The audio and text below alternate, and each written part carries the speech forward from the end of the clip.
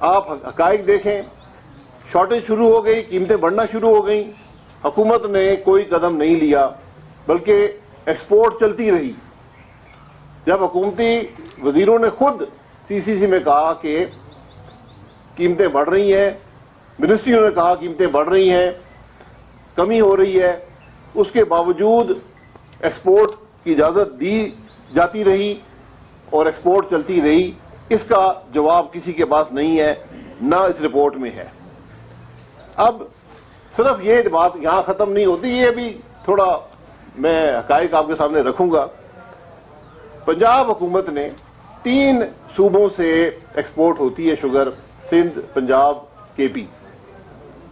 پنجاب حکومت نے 5.5 روپیہ پر کلو کی سبسڈی اور 1 روپے کا ان لینڈ فریٹ بھی دینا شروع کر دیا، حالانکہ اس کی کوئی ضرورت نہیں تھی، نہ سندھ نے دیا نہ KP نے دیا۔ صرف پنجاب نے تقریباً 3 ارب روپے کی رقم جو ہے وہ سبسڈی میں ادا کی ان ملوں کو۔ اس کی کیا وجہ ہے؟ اس کے بارے میں یہ رپورٹ خاموش ہے۔ پنجاب کے چیف منسٹر بزدار صاحب کیا کر رہے تھے، یہ رپورٹ اس پر خاموش ہے۔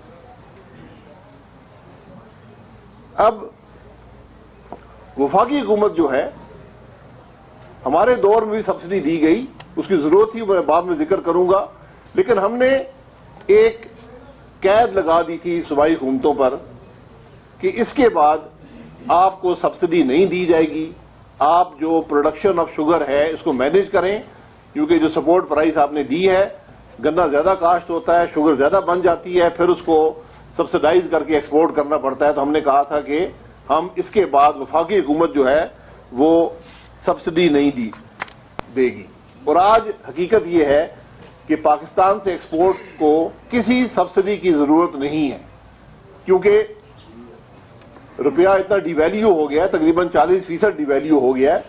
تو آج انٹرنیشنل پرائس جب کم بھی ہوتی ہے، جو ڈالروں میں آپ کو قیمت ملتی ہے، وہ آپ کی جو پروڈکشن کی کاسٹ اس کو پورا کر لیتی ہے، اور پاکستان سے ایکسپورٹ کے لیے کوئی سبسڈی کی ضرورت نہیں ہے۔ اس کے باوجود پنجاب حکومت جو ہے اس نے 3 ارب کی سبسڈی دی، اور سب سے بڑی بات یہ ہے اس سبسڈی کا کوئی فائدہ فارمر کو نہیں ہوا۔ اگر فارمر کو ہوتا، کسان کو ہوتا، تو ہم کہتے کہ یہ ایک بہتر بات ہے، لیکن وہ چیز بھی نہ ہوئی۔ اور 3 ارب کی سبسڈی صرف پنجاب نے، نہ سندھ نے دی نہ KP نے دی، پنجاب نے سبسڈی دی۔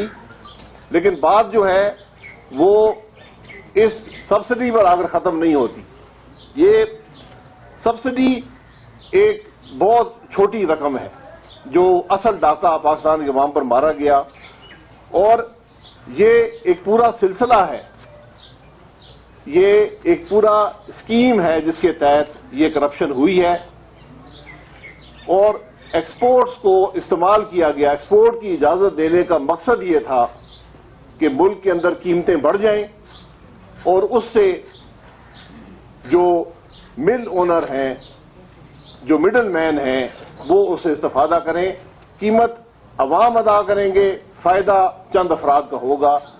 اس کی بنیاد جو ہے ایکسپورٹ کی اجازت دینا ہے، جس پر منسٹری نے مخالفت کی اور جو کسی بھی اکنامک منطق کے مطابق نہیں تھی۔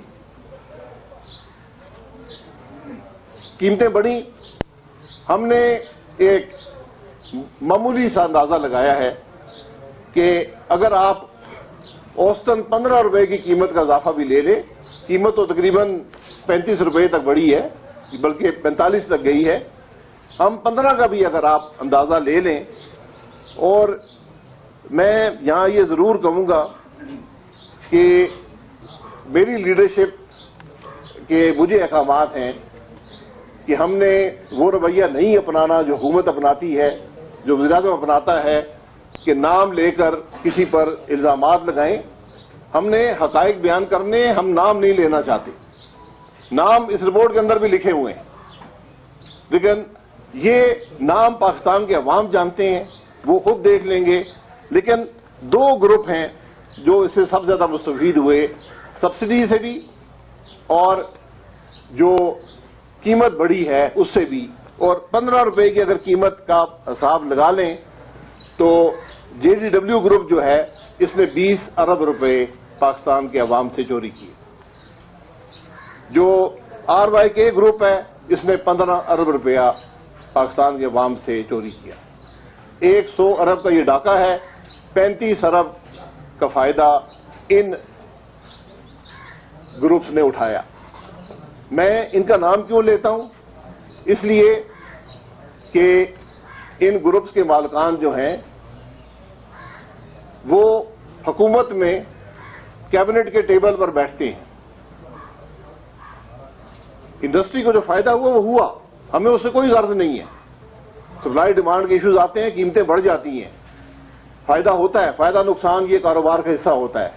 लेकिन जब ऐसे लोग जो फैसलों में शरीक हों, जो वजारतें रखते हों, जो कैबिनेट के टेबल पर बैठते हों, जब वो हुकूमत की पॉलिसी को मैनिपुलेट करेंगे, उसको तोड़ेंगे, उसको मरोड़ेंगे, उसको अपने फायदे के लिए इस्तेमाल करेंगे, तो फिर नाम लेना पड़ता है। नाम मैंने ले लिए हैं।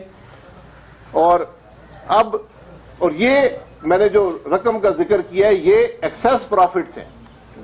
जो शुगर मिल आम तौर पर जो फायदा हासिल करती है, जो प्रॉफिट बनाती है, उसको छोड़कर ये अजाफी प्रॉफिट जो हैं ये पॉलिसी को मैनिपुलेट करके तो ये फायदा हासिल किया गया।